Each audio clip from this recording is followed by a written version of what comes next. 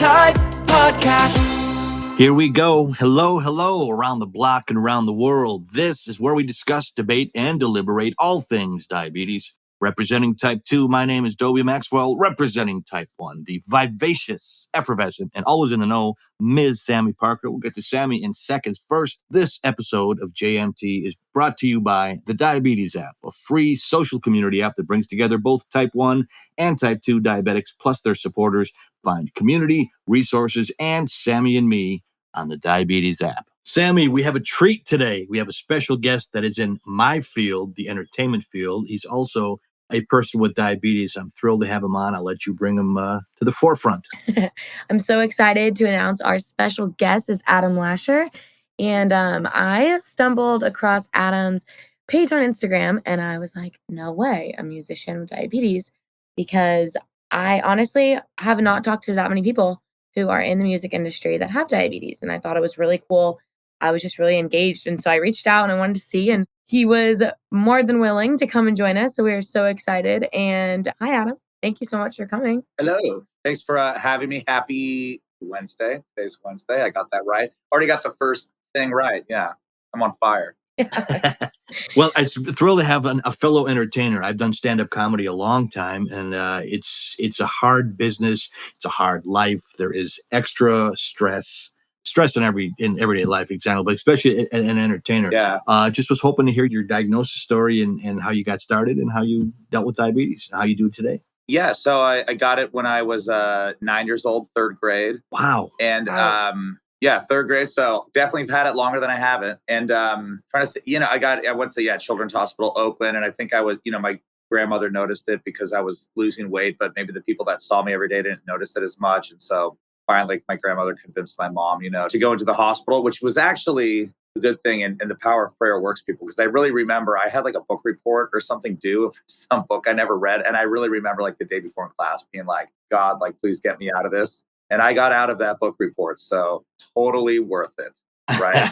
To stay in the hospital for I'm going to week. give you a lifelong disease, but but no book report. They forgot about it. I think they decided. You were pulling the D card, diabetes card. Yeah, before I even had it. Or I guess I did have it. We just didn't know. Yeah, exactly. It was the same week where we had 2 field trips that day. And one of them was to like the Dryers. Is Dryers the ice cream company? Yeah. Or Friars, whatever it's called. Dryers. They went to the ice cream factory. Briars. Yeah, Briars. So I got all these cards, of like, sorry, you can't be here. And it's like probably better that didn't happen like a day or two before. You were in a hazmat suit as a kid.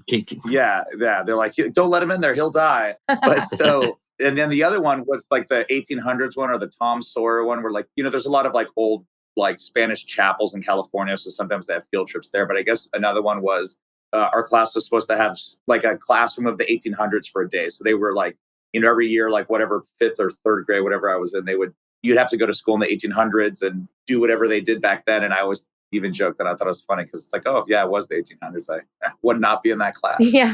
But it was pretty, I didn't really I was pretty positive about it. I think I was the most positive one. I think a lot of kids obviously would be bummed out. But for me, I think when I went in there and stayed for a week, I just saw so many other kids with so many other problems in the hospital that I kind of felt kind of lucky. Like, this is like a pain in the ass. It's kind of like, what's my disease? Do you have to carry something like this? This is a glasses case, but it's like you have to always carry something with you, or it's a moderate inconvenience that'll last forever. But as opposed to, I was meeting kids that had to have crazy surgeries or like kids that were burned in a fire. So I felt radiology. So I felt pretty lucky. And sure, I've always been kind of a positive guy with a sense of humor. So I never really. I think it's great though. Let it get me down too much. 9-year-old and needles. That's not usually a good fit, a good mix. How did that work with you? I mean, did your parents help you through it? You had to be very brave. That's hard for anybody, much less a kid. I mean, I think I pretty handled it as best as you could as all kids. I remember getting the IV, and obviously to this, I mean, IVs suck, or the whole thing in the vein and the bigger needles. So when I did that, I remember that sucked. So when like they were like the small needles, it was like, okay, that's obviously way better than the IV thing. Because when I heard I have to take shots, I was thinking of like, I mean, they were still longer back then. Now we have like the ultra fine, tiny needles, and then back in the day they're like 4 millimeter, maybe a little longer than necessary. But so it wasn't too bad. Obviously, it was annoying, but I think maybe a year or two later, maybe by 5th grade, I started taking my own shots or Okay, that's pretty good though. something like that. Maybe a year or two later, I think it was. I went to diabetic camp and I just saw the other kids doing it, and I was like, well, I'd rather do it myself than have like a stranger. And I saw a counselor take a shot. I'm impressed, man. First time I saw a needle, I thought I could pole vault with the thing. It looked like about 14 feet long. It's like, oh my God. It probably was, Dobie. depending what year you got Yeah. it, right? Yeah. I'm old, I got 2011, but I'm saying, you don't think about it. I got a type 2, and I'm thinking on the road my whole life, and you think that's something somebody else gets. Yeah. And then I had it, and they gave me the needle. It's like, this thing looks like I could measure first downs with this 10-foot long needle that's sticking in myself. No, exactly. I can't imagine a kid. I'm hats off, man. Kudos. Thank you. I was gonna say, like, I feel like as a guy too, not that guys aren't as responsible, I'm not trying to crap on you guys, but You can. That's okay. We admit it all. girls are just more in tune with themselves. Yeah, I mean, I definitely, never did like the alcohol swap thing, and then I take shots through my pants, like just right through the jeans. I call it an immunity booster. You're on the go. It's like things are happening, and still here. So I do heroin through the jeans. yeah, right through the jeans. I just wear insulin long through sleeve the, shirts. Dobie? Think of the children, Dobie. Exactly. Get scuba gear. Get just jam it in there. Yeah. Getting my fix. So, Adam, would you say that contributed kind of to any growing up and when you got into music? I don't know how old you were, but did that kind of have to do with how you got into music and the emotional side of being an artist at all? I wonder. Yeah, I think for me, like some of my family members were musicians, and a few of them were professional musicians. So for me, and my dad died like a year before I got diagnosed. So that was a great 2 years for my mom. Oh. But, so for me, a lot of like the male figures that were around, they were all either like musicians or entrepreneurs and musicians. So for me, it was just kind of like that's was around and that's what I wanted to do. And I think it was the other thing that I was only really passionate about and that I actually was good at more so than other kids. I've been this tall since 5th grade. So I was a very large baby Huey of a child. And how tall are you, just for people listening that don't know? Like 6 feet. Depends of how if I'm slouching or not. Right now, but like don't this. slouch. Yeah, but well, maybe I wasn't that tall, but I was definitely like always the second tallest in the whole school or something like that. So I was already pretty used to like being diabetic then. And luckily I've always been really outgoing and kind of eccentric. So I always loved really flashy clothes. Even as a kid, I would always tell my mom I want to wear this, I want to wear that, and it wouldn't match at all, but I would wear like a cowboy hat and shorts and a bomber jacket, just like, I don't care. This is what I like. So I think luckily for me, I was not a shy kid. So it didn't bother me that I stood out to take shots, and I was already a class clown. So I wasn't like, I didn't feel like negative attention towards me. So, and yeah, by the time music came around, I think it was just kind of like life. I never really like compared the two, which I guess is good. So it didn't like influence, because I feel like for me, I feel like dance, because I've grown up dancing my whole life. So dance was like an outlet. It's like a therapy. So I was wondering, in terms of that, like for me, when I dance, a lot of times, yeah, I'm kind of dancing through all my different emotions. Sometimes that might be about diabetes, burnout, or that might be just being like fed up or whatever. So do you feel like music was a form of therapy in that way at all? Or did you kind of always separate the two? I think I separated the two, and I don't think I was like burnt out on anything quite yet. I was still a little more innocent and just kind of like, excited and fun about life. Like I never really had a woe is me attitude. And I was talking about it the other day with my mom, and she was saying like, oh yeah, the best advice like the doctor gave me when you were in the hospital was like, just don't treat him any different. Like, don't tell him he can't do something, or don't like tell him like, oh, do you need to like get out of this test because, you have a low blood sugar. It's like, if something happens, obviously there's an excuse, but like, unless like he literally cannot do it because I don't know, you want to go climb Everest and there's no refrigerators in the desert or whatever it is. But like, don't tell your kid that you have a disability, so you cannot do this. Are you okay? Do you need your boo-boo kissed? It's like, just let them think they're like everyone else. And so I think for that, yeah, I just had a really self-reliant attitude. I think actually what being type 1 really gave me is just being a just very like independent and responsible person from a young age,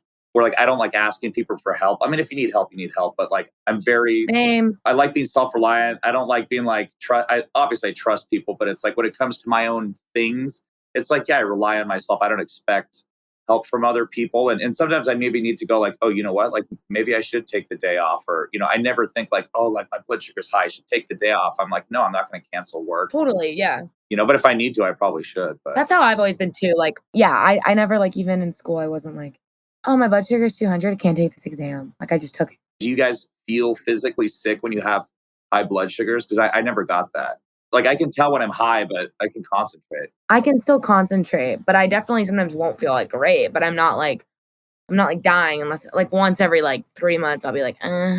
you know, this was a bad high. Yeah. Like, I will say as a comedian, I feel it on stage. If I'm low, my mind is sputtering. oh yeah, then that's different. Yeah, you got to chug a Sprite or something. This can't. Yeah. I mean, I don't know about music set.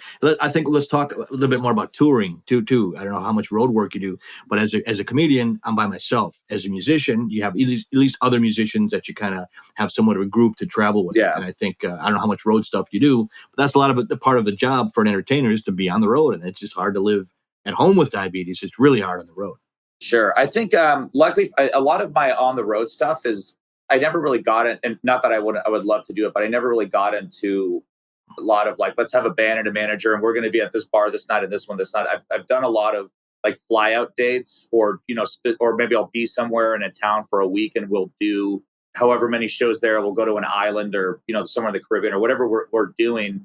Like I went to Brazil for a week, so I think when I try to set up tours and stuff, what I won't do is like, I don't want to be like, hey, we're going to go play in Arizona, for $1,000. Then we're going to drive 6 hours this way and try to make all that extra money. Like when there's too many things to go wrong, I try to set up things. So it's like, okay, we're going to be in this city for a week and we're going to do 4 shows here. Then we're going to go to this city. But I definitely try to avoid logistical things that can go wrong. But I think the only thing I really think about is, like I'm playing the Catalina wine mixer this weekend, which is going to be a lot of fun with my band. And I live right by the port, but you're out in the sun all day. So a lot of the times I'm really just thinking about, in the summer, is my insulin going to fry like an egg outside?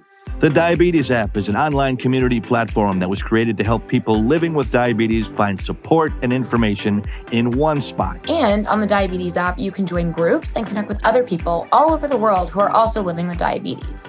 I mean, for me, whenever I have a bad day, I find myself scrolling through the mental wellness group just to reassure myself that I'm not alone. The Diabetes app has a resource section where you can find articles, recipes, tips, and tricks for managing your diabetes. Download the Diabetes app today and connect with us right on the app. DiaStrong is an online telehealth platform that connects you to medical and holistic professionals to help you manage your diabetes. Find registered dietitians, nutritionists, certified diabetes educators, and more without the hassle of having to go into a doctor's office. Wait. You mean a lazy bum like me can have appointments right from my computer? Sign me up. That's right, Dobie. And this week, our listeners can use promo code JMT25 for 25% off their first visit. Yeah, don't try to cheat and go to JMT26 because you're not going to get 26. It's 25. Go to www.diastronghealth.com. That's www.diastronghealth.com. I think the only things I really worry about traveling is if I go to somewhere like the Caribbean and it's really hot out and I'm worried about, insulin going bad or the x-ray. I don't even know if it's true or not, but I feel like one time I put my stuff through the airport x-ray and the insulin was less strong, but people say it's not, but I actually think that too. Is that a rumor? I heard that too, but I've never been able to confirm it. I just have them check it either way. It's like, why? I don't want to get somewhere and then one less thing to worry about. So, yeah. But I mean, maybe it could fry it. I don't know. Only one way to find out. But I've heard it before. Are you on an insulin pump right now or are you on multiple daily injections? I've never used an insulin pump, ever. Ooh. And a reason for that? I just feel like I don't want it. It just seems like an inconvenience to me. I like having a shot. I use the pen needles, and I also do a Freza or a Frieza, if you guys have ever heard of that before. Oh, yeah. I have not. Explain for the listeners, please. I'm going to blow your mind. Do I have one around here? We always have a bunch of plastic tabs and diabetic pieces everywhere. Like actually, leaving clues. Where's Waldo? Let's do on our episode. Here we go. I got it. Go. You'll find it. We have another episode. If you're listening to this episode, we have an episode called Where is Waldo, the Diabetic? And it talks about leaving clues if you're a diabetic. So go listen to that. After Adam. So sorry about that, Adam. We just Adam's leaving clues. Yeah, so a Frez is a breathable insulin. And what's cool about it is that it works I would say about as fast as sugar works. In about like 10 minutes, it'll start turning around.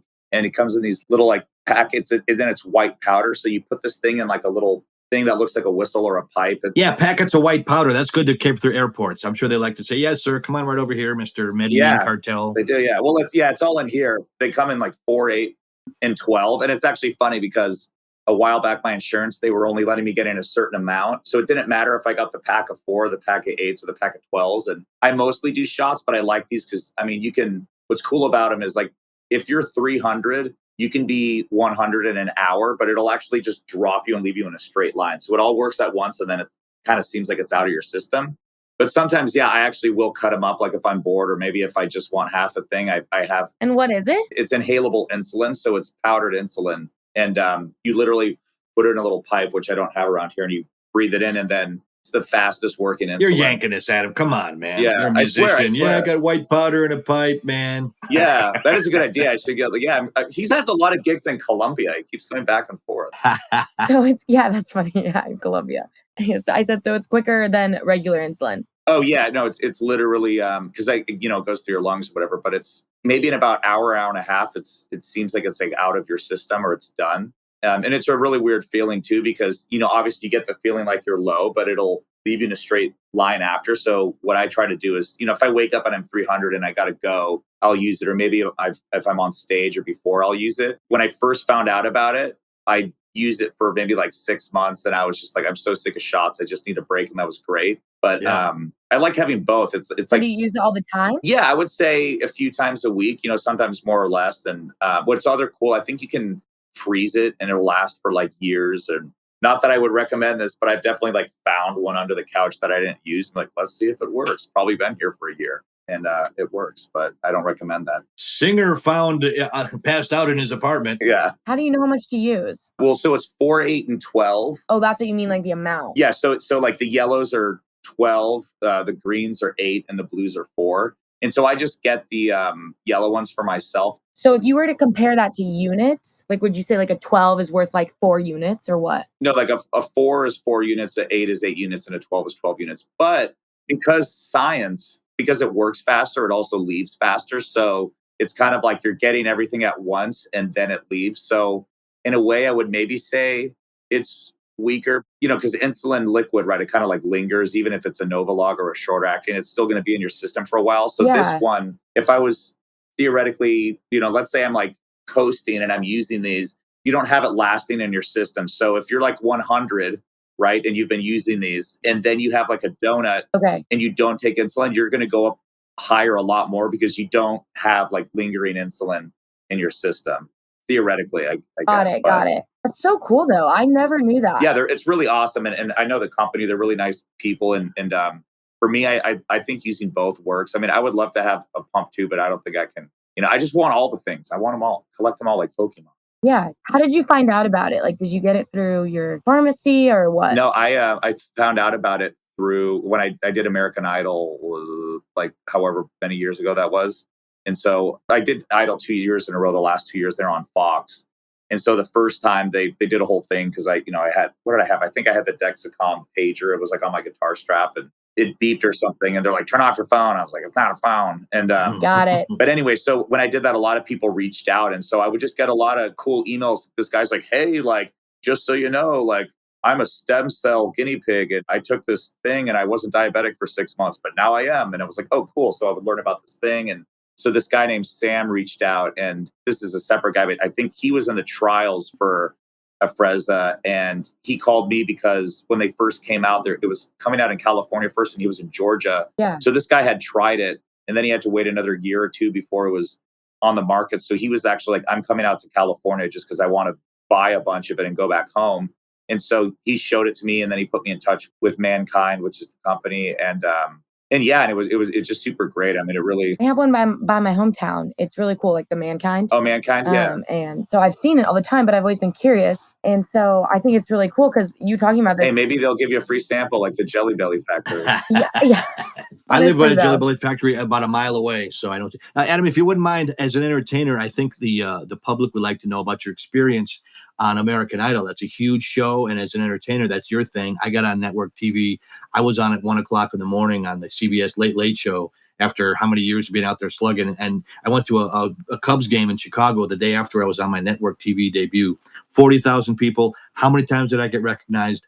0. Oh. Now you, as a singer, that's a primetime show. It's different. How did that change your life? Because that's a huge show, and you were really great on it. I think Idol helped definitely do it 2 years in a row. So the first year I got as far as you could go, but if I would have gotten one round farther, I wouldn't have been able to go the second time. So it actually worked out that I got this like long stretch being in like the psyche of American Idol watchers for 2 years. And then also I had a little skit with Jimmy Fallon where he impersonated me or he dressed up as me. So that got more recognizable. Really? Yeah, totally. It was great. I was like, well, there's some free ads for me. Yeah, and anyone who's an entertainer or wants to get in that, never turn down free advertisement, obviously, unless it's like some horrible news you're involved in.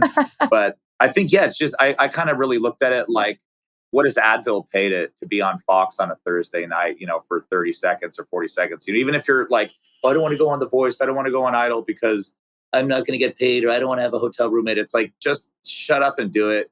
You're going to have fun. You're an artiste. Yeah, it's like you're an art. Yeah, exactly, you're getting free you did the right time, thing. And that's kind of what I looked at it. And how I ended up on Idol was when I first came to LA. Yeah, I was just signing up for anything, dating shows, anything where I could have a guitar. Like, what? I got to date her. I got to whatever, man. Can I play the guitar? Can I like be funny? Whatever. So by the time Idol came around, I did The Voice when it first came out, and they made me sing Nickelback.